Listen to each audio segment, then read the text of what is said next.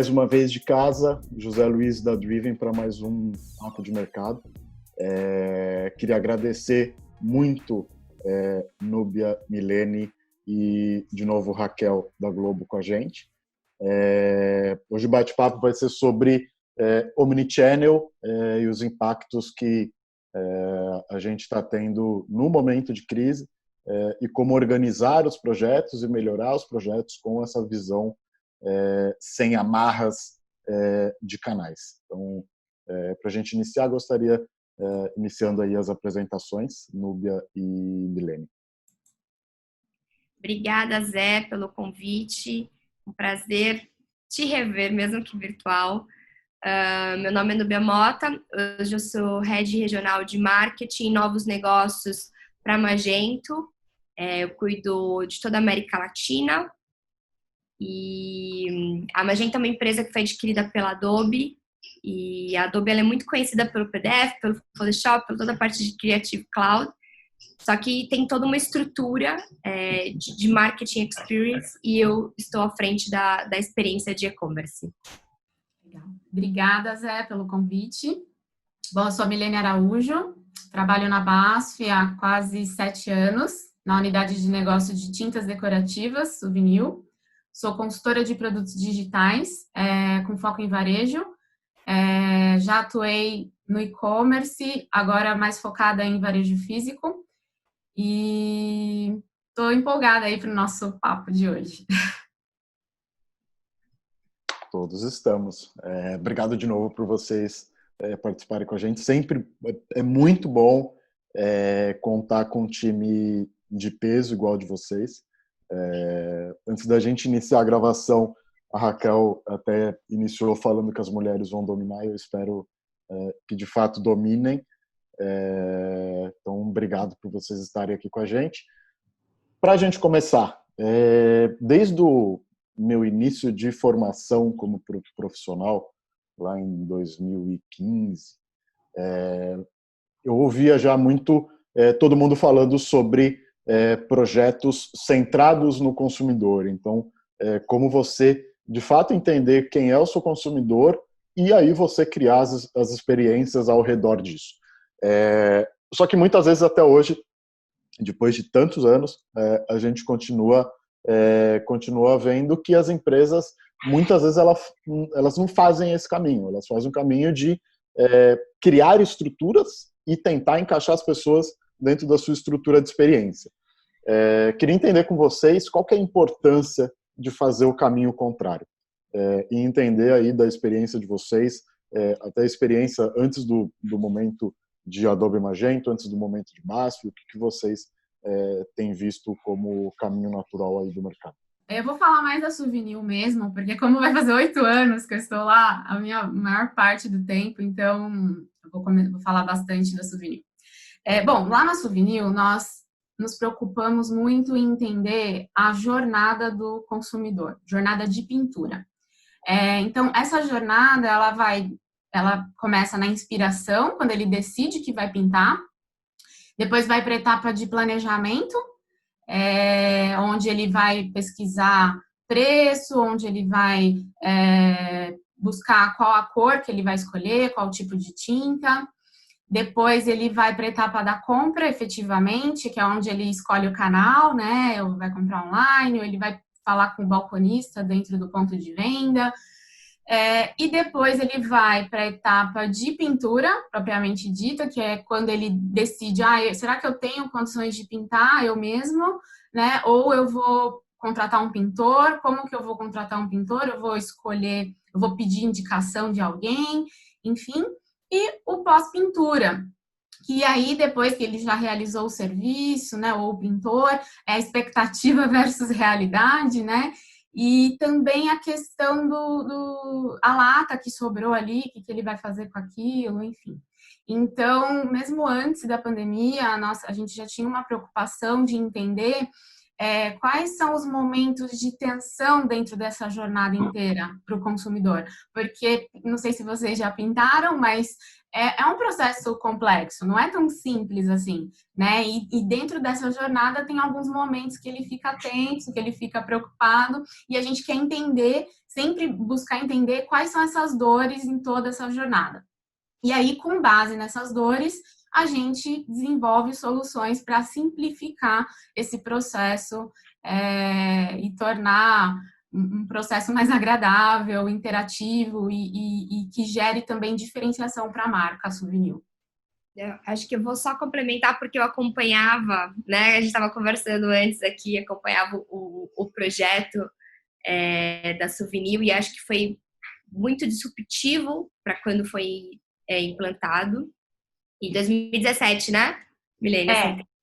Nesse caso, a Núbia está se referindo ao nosso marketplace, né? Que ele hoje ele se enquadra na etapa de compra. A gente estava presente antes do lançamento do marketplace em todas as etapas da jornada, mas como marca, na etapa de compra, nós não estávamos presentes. Porque ele ia nos pontos de venda, né, tal, e aí foi quando a gente lançou em 2017 nosso marketplace.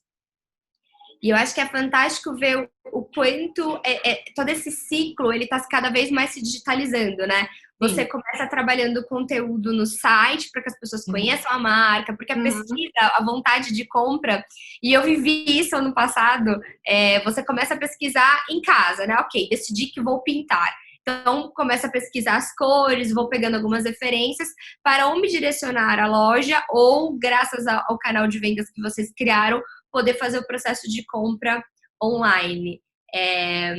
Falando em Adobe, eu acho que vale bem a pena a gente... Eu vou sair um pouquinho da parte em que eu vivo mais e respiro, que é o e-commerce, mas eu vou falar da experiência da nova câmera, do novo Photoshop via câmera.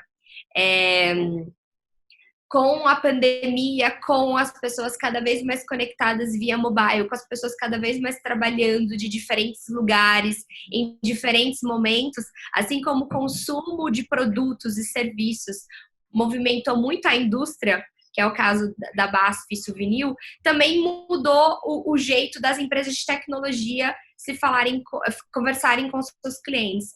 Então, eu acho que quem ainda não viu, vale bem a pena ver o novo app de Photoshop da Adobe, porque cada vez mais a gente está vendo que os nossos consumidores, que acabam sendo muito B2B, né, que são profissionais que prestam esse serviço para os clientes, estão trabalhando nos seus celulares. Em alguns casos, eles estão dentro de um escritório e na sua hora de almoço faz um job, porque cada vez mais também os nossos consumidores têm mais de um emprego, mais de um trabalho.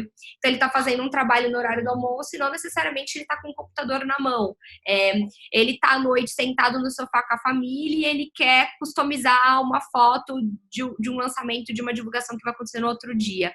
Então, os consumidores, eles estão mudando e não só a indústria, mas como nós, empresas de tecnologia, também temos que adaptar e tentar acompanhar esse processo e, muito bem citado por você, pensando na cadeia como um todo, né? Iniciou a experiência, processo de compra, desejo, vontade de entregar e entender que se você não consegue atender o consumidor de ponta a ponta, alguma amarra aí tá solta e é nesse momento que você corre o risco de perder um consumidor que às vezes a gente gasta tanto para conquistar, né?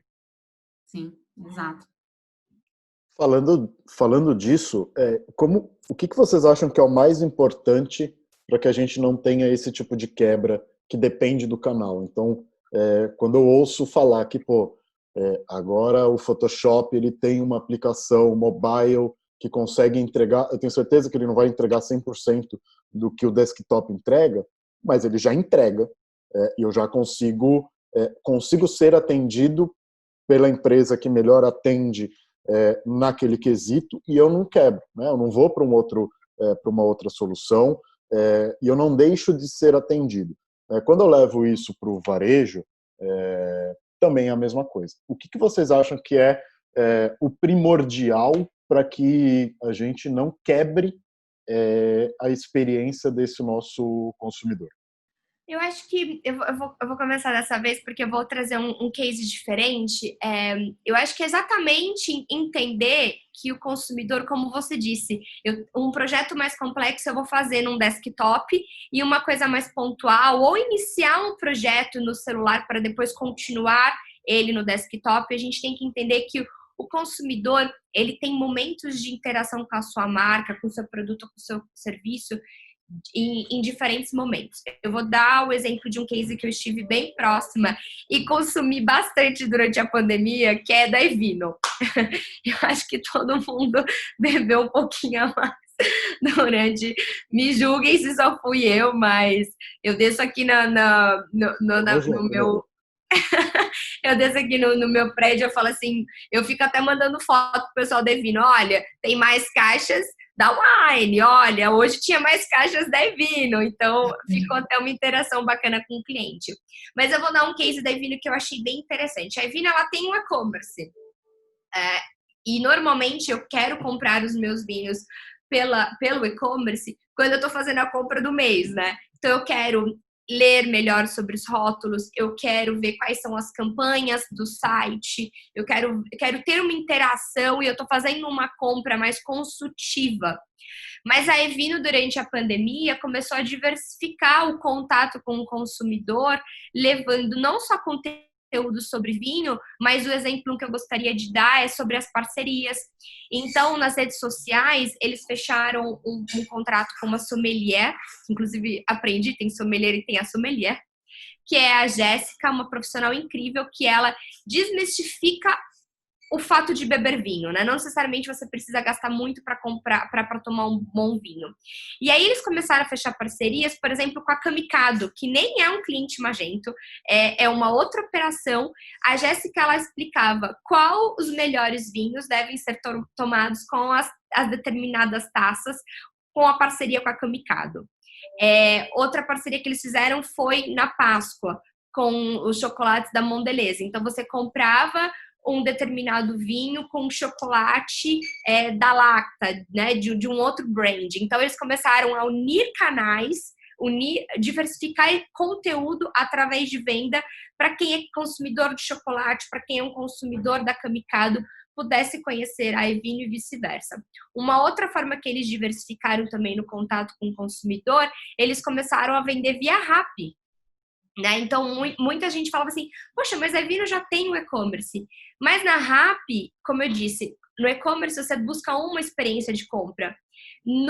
Quando eu quero comprar um vinho pela Rappi, é que, poxa, acabou determinada garrafa, eles têm uma variedade de produtos bem menor, comparando ao site, mas é porque o momento de compra é diferente. Estou fazendo um almoço sábado, eu e minha mãe, e eu quero mais uma garrafa de vinho branco, eu sei que se eu comprar agora vai chegar em 30 minutos, né? Então, é uma experiência diferente. Então, eu acho que para você não deixar de atender um cliente ou perder um consumidor no canal, é justamente diversificar os seus canais, entender que no momento que eu quero conteúdo, eu vou estar no LinkedIn, eu vou estar nas redes sociais e vou interagir comprando vinho e a taça de um outro player. No momento que eu quero uma compra mais consultiva, o e-commerce, né, uma compra maior. E aquele momento express, eu vou comprar via Rappi. Então, mesmo que eu esteja utilizando outros canais, ainda assim eu estou interagindo com a sua marca. Eu acho que é aí onde você não perde o consumidor. Exatamente. E o consumidor, ele é multicanal, né? Complementando o que a Núbia disse. Hoje ele quer comprar online, porque é mais prático, ele está num momento de vida que ele precisa de rapidez, de agilidade, de praticidade. Amanhã ele está com dúvida, principalmente quando a gente fala de tinta, né?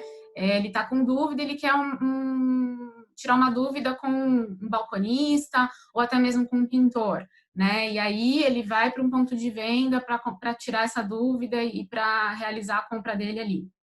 Falando, né, do consumidor ser multicanal e a gente tentar, como marca, atingi-lo, né, impactá-lo em qualquer momento que ele esteja, a gente teve também uma ativação com pintura virtual no shopping center de São Paulo, na época de final de ano, onde é uma época de sazonalidade de tinta, né, que a pessoa quer deixar a casa bonita para o Natal, tal. Então, como é uma ferramenta que passa pela etapa de planejamento também, ela está ali entre a transição, né, de inspiração e planejamento, a gente colocou o equipamento no shopping Morumbi, Shopping Morumbi, e ali tinha umas promotoras que abordavam as pessoas e também convidavam para participar da experiência, porque é uma experiência divertida, né, interativa, gera uma curiosidade e tal. Então a gente fez também ativação lá, foi super legal. E aí chegou a pandemia. Então, eu queria falar um pouquinho de um case que a gente desenvolveu antes da pandemia, mas que na pandemia a gente acabou fazendo algumas adaptações, que foi o Pintura Virtual. É uma ferramenta que atua dentro da jornada de pintura na etapa de planejamento e de compra, onde possibilita uma experiência para o consumidor utilizando realidade virtual para ele interagir com a marca na escolha de cor e na escolha de produto. Então, é uma experiência totalmente imersiva.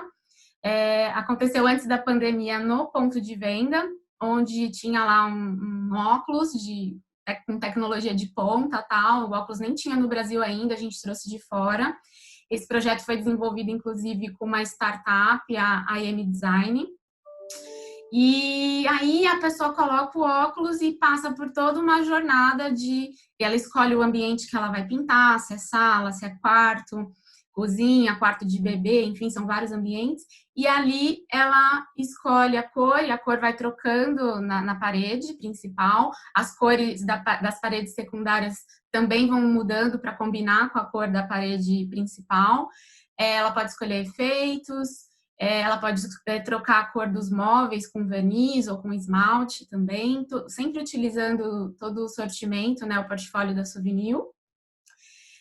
E depois ela pode escolher o produto em si, né, de acordo com o acabamento que ela tem preferência, né, acabamento fosco, enfim. E aí ela escolhe, no final, ela recebe por e-mail as escolhas dela, um resumo das escolhas com a foto dos ambientes e tal. E ela também podia imprimir as escolhas, saía um papelzinho no equipamento com as escolhas, ela poderia entregar para o balconista ali mesmo na loja e realizar a compra. Então, essa experiência a gente levou para o ponto de venda, deu muito certo, teve incremento de sellout, né? A gente, dentro da experiência, a gente tinha um NPS também, que foi acima de 90% a avaliação, foi muito bacana. E isso aconteceu no final do ano passado. Esse ano a gente começou com várias ativações planejadas e aí chegou a pandemia. O óculos, né, uma questão, as lojas fecharam, o óculos também tem a questão da contaminação, infelizmente, e aí a gente lançou a solução para a web, que a gente plugou no nosso site institucional.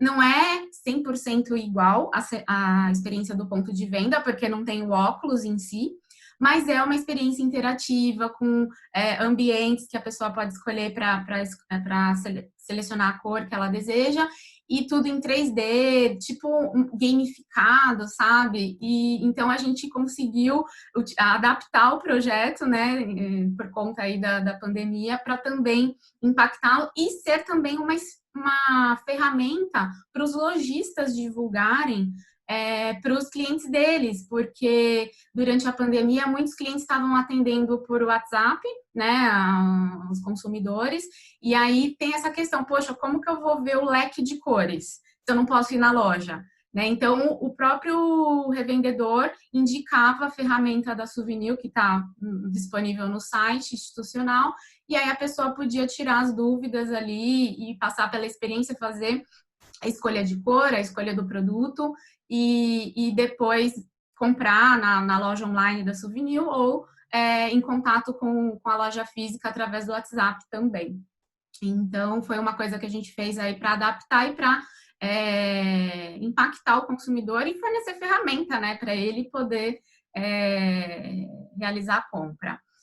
Um outro case também que a gente atuou foi com uma startup também, a Obra Azul, é um marketplace só de obras, de produtos de obras. Então tem azulejo, piso, tem de tudo ali. A gente fez uma parceria com eles porque o foco deles é em pulverização.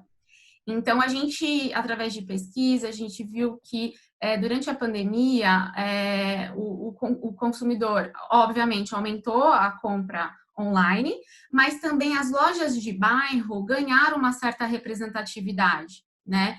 Porque a pessoa está ali perto de casa, às vezes ela quer pintar uma parede e tal, ela conhece a loja ali da esquina, e só que esses lojistas muitas vezes não estão na maioria das vezes eles não estão em nenhum marketplace, não estão disponível para vender online. Então a gente fez uma parceria com a Obra Azul e para plugar esses revendedores que atualmente são atendidos pela distribuição para abastecimento, né, de produtos da Souvenir, são clientes de pequeno porte, e aí a gente fez essa parceria disponibilizando um pacote premium de divulgação, de marketing dentro da plataforma da Obra Azul para esses revendedores, para eles anunciarem os produtos da Souvenir ali e poder vender online também, tanto por WhatsApp quanto realizar a venda ali na própria plataforma da Obra Azul.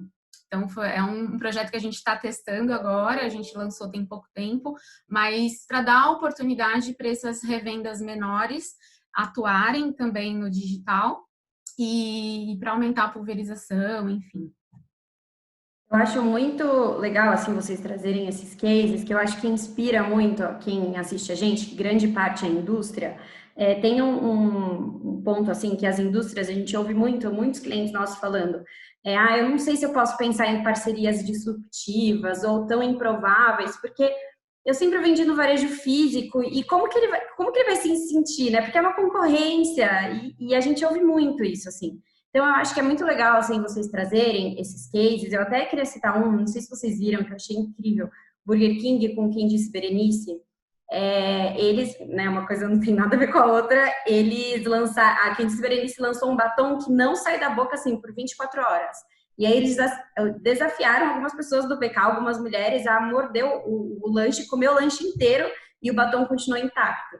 E aí eles fizeram um filme com isso, enfim, divulgaram. Eu acho que isso é a gente entender, colocar, como o Zé, a Núbia também contou, né, o consumidor no centro, entender as necessidades dele e falar, cara, se essa menina lá come Burger King, é meu público, vamos mostrar para ela que o batom funciona, sabe? Tem forma melhor, né, de você ir lá comer, se lambuzar e o batom não sair, não, é o que a mulher sempre quer, no final da noite acabar com o batom perfeito, né?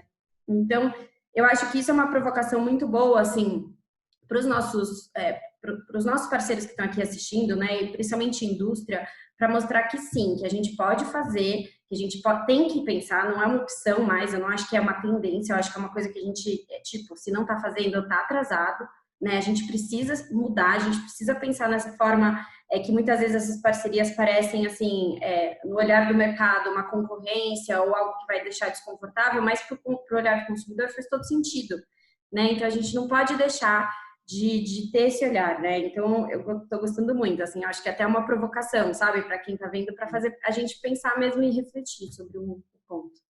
Eu acho que a mensagem principal, Raquel, não tem mais espaço para a frase, né?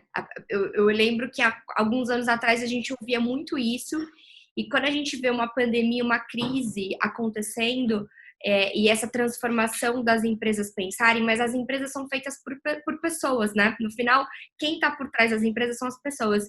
E eu vi muitas pessoas de diferentes idades, de diferentes culturas, de diferentes regiões e mercados mudando o seu mindset. E não tem espaço mais para frase. A gente sempre fez assim. E aí a gente vê que empresas inovadoras, não só agora durante a pandemia, porque acho que a pandemia ela testa a resiliência e acaba premiando as empresas que têm uma eficiência de entrega maior, mas a gente vê no histórico, você estava falando de indústria, durante a pandemia eu tenho procurado ler bastante o que grandes empresas fizeram em suas histórias e biografias. E eu acabei de terminar da Starbucks, que é uma empresa, uma indústria super consolidada, e ele, né, o fundador sempre falava o seguinte durante o livro: não dá pra gente se acostumar a só oferecer café. Então, eles diversificaram, colocando café em forma de sorvete, eles fecharam uma parceria com a PepsiCo para entregar o frappuccino nos supermercados, e com a humildade de saber que não sou o dono de tudo, não sei fazer tudo, então eu vou buscar parcerias estratégicas com outras indústrias, com outras marcas, como a que vocês citaram, desde trazer para perto em startups como a Milene, ou fechar parcerias com grandes indústrias, como você citou, para que a gente consiga diversificar e testar. Pode ser que o próprio frappuccino, no título do livro, é o maior erro que eu não cometi, porque ele era totalmente contra a começar a vender café gelado, a mudar muito o conceito do café, que era, eles tinham muito apego com a ideia do jeito que eles entregavam café. E aí foram 2 funcionários de uma loja que eles compraram o liquidificador, eles começaram a fazer, depois que tiveram números, subiram para a diretoria, e ele falou assim: tá bom, vamos testar, vou passar por cima de um jeito que eu sempre vendi café para testar. E aí no primeiro ano que eles colocaram o frappuccino no ar, foi a bebida que representou mais de 5% das vendas de uma rede como a Starbucks, e é o carro-chefe hoje da operação. Então, ao longo da história, a gente vê que as empresas, até mesmo grandes indústrias como a Basta, que eu admiro bastante, são empresas que não têm esse mindset de a gente sempre fez assim, sempre pode inovar, seja na experiência, na diversificação de produtos, vamos ter a humildade do que a gente não souber fazer, vamos buscar parceiros estratégicos para que nos ajudem a colocar isso para rodar. E tem N casos aí, como os que a gente citou, e se a gente for ver nas grandes literaturas, a gente fala muito de reinventar a roda, né? Não, gente, vamos olhar o que as outras empresas fizeram e adaptar para a nossa realidade. Sim, e complementando, Núbia, é isso mesmo, realidades diferentes exigem atitudes diferentes, né? Então, inovar rápido, se errou, corrige e segue em frente, mas sempre inovando. Aí a gente, na Souvenir, a gente tem buscado bastante esse ponto de inovação para trazer soluções que simplifique essa jornada, que minimize as dores do consumidor, utilizando esse ecossistema, então, trabalhando bastante com startups, né, com especialistas que, se no caso a gente não tem o know-how, não tem o conhecimento, a gente vai trazer parceiros que vão nos ajudar a desenvolver, e a gente, com a nossa expertise de negócio, né, a gente se complementa ali junto com eles, e essa que é a pegada mesmo. Ô, Nu, queria direcionar um ponto para você. Você sendo um parceiro de tecnologia, e aí quando a gente olha Magento, Adobe como um todo, vocês têm uma stack de soluções, uma malha de soluções muito extensa. Como que você percebe a Adobe, agora a Magento conectada na Adobe, conectando, integrando informações, direcionando esse tipo de tomada de decisão, tipo que a Mi falou. Então, eu vou posicionar meu produto, vou criar experiências de acordo com os meus consumidores, então eu preciso conhecer meus consumidores, como que vocês ajudam nessa camada. E, eu sou uma indústria, né? Eu, naturalmente, por ser indústria, eu tenho minha rede de distribuição, minha rede de revenda, e eu estou me posicionando também junto com meus distribuidores, com os meus revendedores. Como que eu tenho isso de uma forma única para ajudar a experiência? Na verdade, a aquisição da Magento, assim como a aquisição da Marketo e todas as aquisições que a Adobe faz, é justamente pensando em conseguir oferecer para o cliente a solução completa, com autonomia para que você possa Por exemplo, a Marketo é um software que a gente está trazendo para o Brasil. Já tem uma pessoa representando aqui na região esse produto. Ele é basicamente uma tecnologia para disparo de e-mail e comunicação com o cliente, porque a Adobe tem toda a parte de inteligência artificial, CRM, parte de Creative Cloud, tem a Magento agora que converte, mas esse disparo de comunicação, integração, faltava essa unidade que é a Marketo. Mas, por exemplo, eu quero usar Magento, quero usar Adobe, mas eu não quero usar esse software de e-mail. Você tem autonomias, não fica tudo preso que a gente vê em outros grandes concorrentes, ou você compra tudo ou não vale. Não, a gente gosta dessa autonomia e me escolhe se eu for o melhor. E aí, aproveitando o canal, eu acho que é uma informação que é utilidade pública. A Magento é a plataforma mais utilizada no mundo. E o que muito profissional de e-commerce não sabe é que a gente tem 2 tipos de tecnologia. Tem a versão gratuita, que ela é muito bacana para quem quer fazer MVP. E aí eu acho que a Milene pode também compartilhar um pouquinho dessa experiência, de como uma indústria começa a adaptar tecnologias, mas eu atendo hoje, né? Tem a versão paga, que é a versão Enterprise, essa a gente só atende grandes contas, e a versão gratuita, qualquer pessoa pode fazer o download e fazer a integração, tem vários parceiros, etc. O que vale muito de MVP. Então, Zé, eu acho que antes de você pensar em pegar uma solução já parruda e conectar tudo de uma única vez, eu gosto muito do modelo. Vamos fazer um MVP, vamos pôr para rodar, vamos começar a testar. Ontem eu recebi o LinkedIn de um profissional de e-commerce e ele me falou que ele mesmo, no final de semana, fez a configuração da plataforma de e-commerce, apresentou para o time, já está caindo algumas vendas, ele já está testando com 2 representantes comerciais, que são caras mais próximos dele, para que ele consiga ter esses dados para depois desenhar um projeto realmente grande e integrar, porque senão você fica muito no achômetro. E aí, respondendo a questão de tecnologia, a tecnologia ela veio para facilitar, automatizar e trazer dados de processos já existentes que você queira melhorar. Então, novamente, por trás de todo o processo, por trás de todo o projeto, existem pessoas. Então, eu acho que antes de você se preocupar com tecnologia, apesar de eu ser uma empresa que oferece tecnologia, eu acho que você tem que ter muito bem esse processo desenhado, muito bem alinhado com todas as pontas, porque aí a tecnologia, ela só vai, e aí, assim, realmente desmerecendo um pouco, ela só vai dar vida ao que você já construiu na transformação digital. Quais dados você precisa ter acesso, quais são as pessoas envolvidas, quais são os times, quais são os processos. E aí é o momento de você trazer a tecnologia para dar a praticidade para todo mundo. Então, eu vejo uma preocupação muito grande das empresas buscarem tecnologias para trazer dados, mas quando a gente pergunta qual dado você precisa, qual dado o time Y precisa, qual dado você precisa ter na ponta para oferecer para o seu cliente, qual é o dia a dia da sua operação. E aí, novamente, eu gosto muito de ouvir os profissionais. Eu tenho um grande colega que tem uma consultoria de transformação digital, que ele realmente entra dentro da empresa e ele foi contratado por um executivo que já estava há 1 ano dentro da operação e ele nunca tinha ido visitar o CD lá no interior do Nordeste. Como você vai pensar em automatizar um processo, trazer uma tecnologia, sendo que você não conhece o dia a dia, você não sabe o que as pessoas precisam porque você não conhece as pessoas, né? Então, você tem que engajar a empresa como um todo e aí sim, eu vou, como uma empresa de software, eu vou conseguir te entregar o melhor dado, porque você já mapeou toda a operação dentro de casa.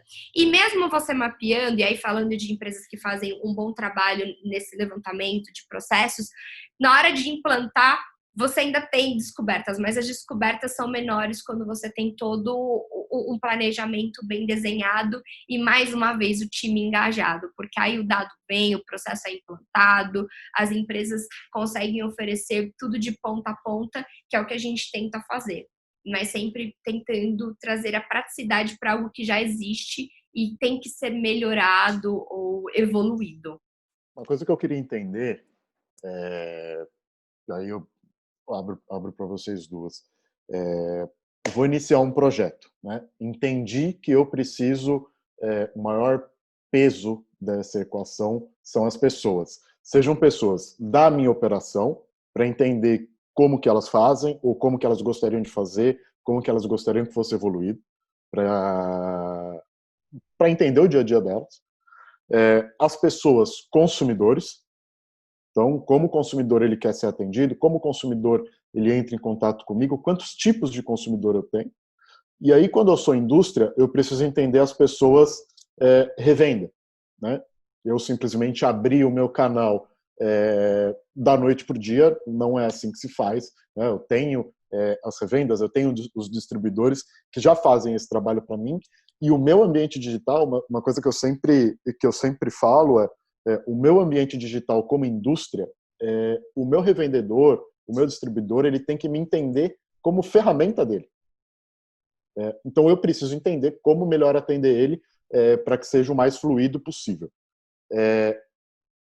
Como conectar os interesses e modelar esse negócio entregando valor para esses 3 núcleos de pessoa antes, e aí muito bom que a Núbia falou, se eu primeiro pensar na tecnologia e depois olhar para as pessoas, assim, se alguém estiver assistindo a gente já fazendo isso, por favor, para. Olha primeiro as pessoas, depois vai para a tecnologia. Queria entender de vocês, como pegar esses 3 pilares e aí entender como coloca o 4º pilar, que é o pilar tecnologia. Bom, então, falando do público interno, né, colaboradores, parceiros, acho que o primeiro passo é entender, que eles entendam o porquê de tudo, o porquê que a gente está desenvolvendo esse projeto, o propósito, o objetivo, enfim. Para depois a gente engajá-los no como e no quê. Esse é o principal ponto quando a gente fala de colaboradores e parceiros. No nosso mercado, a gente tem um stakeholder importante, que são os influenciadores, então arquitetos, pintores, esses também a gente tem como marca de tinta, a gente tem um papel importante de atuação junto a esse público, então capacitação, falar de tendências, enfim, e atender as necessidades desse público para que possa gerar diferenciação para a marca e também valor para eles.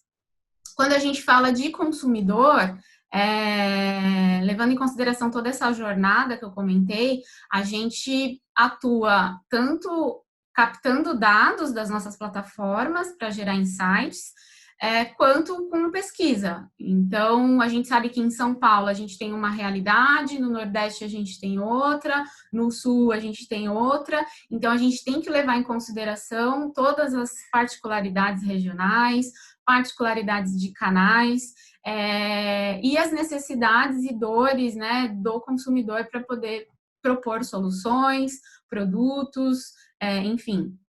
Então, é dessa maneira que a gente está atuando já há algum tempo, e acho que na pandemia isso se intensificou ainda mais, porque daqui para frente as coisas estão cada vez mais se transformando e a gente tem que se adaptar para atender da melhor maneira todos esses públicos que eu comentei.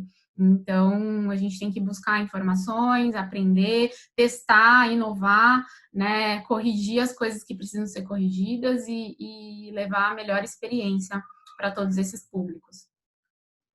Eu vou falar um pouquinho da experiência que eu tenho em implantar o projeto. Concordo 100% com a Milene sobre a parte das pessoas entenderem o porquê, né? Do porquê que elas estão passando por aquilo e entender as diferentes culturas. E aí eu vou complementar só com um item também que eu acho importante. Existem, na verdade, 2 momentos do projeto. O momento do MVP, em muitos casos, e aí do projeto, da inserção de um novo produto, eu acho que o time ele tem que ter uma autonomia, até correr um risco de implantar esse projeto, então pegar uma tecnologia mais barata, com um budget da área, tentar colocar algo no mercado com uma proporção pequena, enfim, dentro, né, tentar colocar para poder mensurar esse resultado e poder apresentar para a diretoria.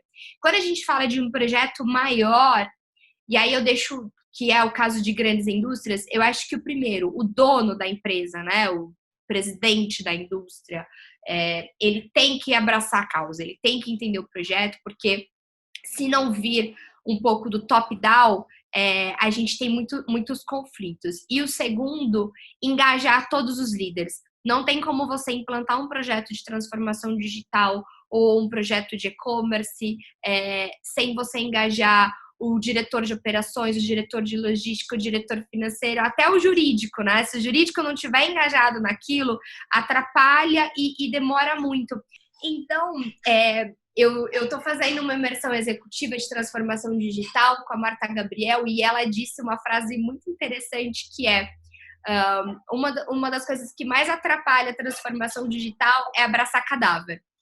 Né? Então, tem áreas que abraçam aquele cadáver e falam assim, não, esse projeto é meu e só eu vou conseguir colocar. Numa grande empresa, gente, não tem como. Você não consegue fazer nada sozinho, você tem que engajar todo mundo.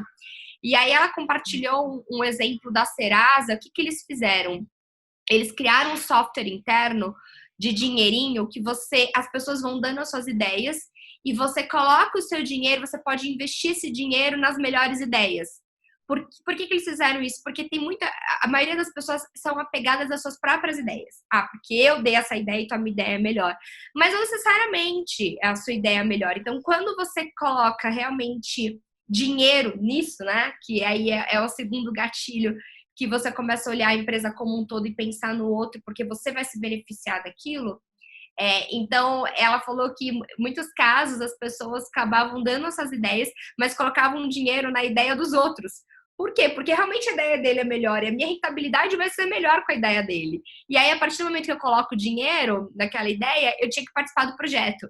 Então, eles tinham um mix de grupos, foi uma solução fácil que eles fizeram para tentar tirar esse desapego da minha ideia, do meu projeto, né, do meu cadáver, como a Marta fala, para entender que, poxa, realmente a transformação digital e digitalizar o canal de vendas, ter um canal direto com o consumidor que a Suvinil fez, e também possibilitando com que os distribuidores, representantes participem disso, é realmente muito interessante do que o meu modelo que hoje eu toco, que é um modelo tradicional. Então, tentar engajar todo mundo, trazer os outros líderes para a mesa, e falando de grandes projetos, que eu acho que é um pouco do fórum aqui, tem que ser uma coisa engajada pela diretoria, por todo mundo, porque fica mais fácil ver esse top-down, mas o top-down não significa descer pela garganta de todo mundo e vai acontecer ou não. Fica mais fácil de engajar quando a diretoria e a liderança também está engajada com esse projeto. Então, líderes, vocês são responsáveis por apoiar a transformação digital. Fiquem muito atentos se vocês não têm profissionais, outros diretores, outros líderes abraçando cadáveres, que é o que pode fazer com que a sua indústria, o seu serviço não atenda ao público daqui a 10 anos. A gente viu vários gráficos, o Bank of America soltou um gráfico muito interessante, que eu tenho visto muitas pessoas compartilhando, eu compartilhei muito nas minhas últimas palestras, comparando quanto a inserção do e-commerce, né, as compras online, aumentaram nos últimos 10 anos versus as últimas 5 semanas. Então, as coisas estão mudando. E, novamente, quem faz as coisas mudar são as pessoas. Então, vamos soltar esses cadáveres e vamos nos adaptar às coisas novas e testar, errar, aprender e engajar todo mundo. Mas, principalmente, a liderança precisa apoiar executivos como eu, Milene e tantos outros que querem trazer essa inovação. Só para encerrar um pouco, eu queria colocar até um pouco da minha visão. Quem me conhece, né, de carreira sabe que os últimos anos eu tive muito mais ali desde 2014 até agora, sempre muito envolvido com startups. Então venho de uma visão mais ágil de projetos, onde todo início de projeto ele é muito colegiado, ele é muito aberto, ele é muito transparente e com a visão de metodologia de sabemos que vamos errar, mas vamos tentar errar controlado e errar e corrigir rápido. Então você erra pequeno e você corrige rapidamente, e você consegue dar uma vazão da agilidade para as coisas. Então, acho que isso é um ponto muito grande. Então, só adicionando no que vocês falaram, as informações, os projetos, isso precisa ser exposto, né? Eu acho que muito disso está ligado até em muita coisa que eu e a Núbia a gente concorda e se aproxima em ideias a ideia do ecossistema. Então, ok, a gente está falando um ecossistema amplo para fora das nossas empresas, só que a gente entenda o ecossistema interno. Então, uma coisa que eu sempre falo quando outros diretores, outros gerentes, aquela enxurrada de ideia. Aí a hora que você vai colocar a ideia para fazer, putz, eu não vou ter tempo de fazer isso. Cara, mas foi você que deu a ideia. E as coisas acabam não andando. Então, quando você tem isso de forma colegiada, o engajamento é muito maior. Então, aquela sua grande ideia, aquele cadáver que você está carregando há um ano, você vê que, cara, não faz o menor sentido, eu não vou conseguir dar conta disso, não é prioritário, e aí a gente consegue colocar mais isso dentro da equação e fazer as coisas acontecerem. Muito obrigado por vocês participarem hoje. Eu fico muito feliz toda vez que eu divido o palco, dessa vez virtual, com a Núbia. Me prazerzaço ter te conhecido. BASF é uma das empresas que acho que desde pequeno eu olho como a empresa inovadora. É uma empresa que tem tudo quanto é tipo de produto e que eu nem imagino qual deve ser o tamanho do time de inovação para produto, deve ser bizarro. Fico muito feliz de ter você aqui. Raquel, muito obrigado. Quem está assistindo a gente, muito obrigado. E a Sara, que está por trás da cortininha aí da vida. Obrigado por fazer tudo isso acontecer. Gente, muito feliz mesmo. Poderia continuar o papo, alongar isso muito. E obrigado. Eu que agradeço aí pelo convite, pela participação. Espero ter contribuído. Com certeza aprendi muito nesses minutinhos aqui com vocês. Acho que isso já é muito válido. E sucesso aí no Papo de Mercado. Obrigada, gente. Foi super legal. Estou morrendo de saudade de encontrá-los nos eventos, abraçar, dar risada, fazer um happy hour. Mas a gente, assim como as empresas estão se reinventando, os produtos e serviços, a gente também, profissionais, né? Adaptando as estratégias de marketing, como gerar conteúdo, como nos conectarmos e fazer network de forma virtual. Obrigada pelo convite, parabéns pelo projeto. Milene, já sou fã, fizeram cliente, agora são de novo, e muito, muito prazerzaço poder trocar essa experiência e conversar com você. Beijo. Prazer foi meu.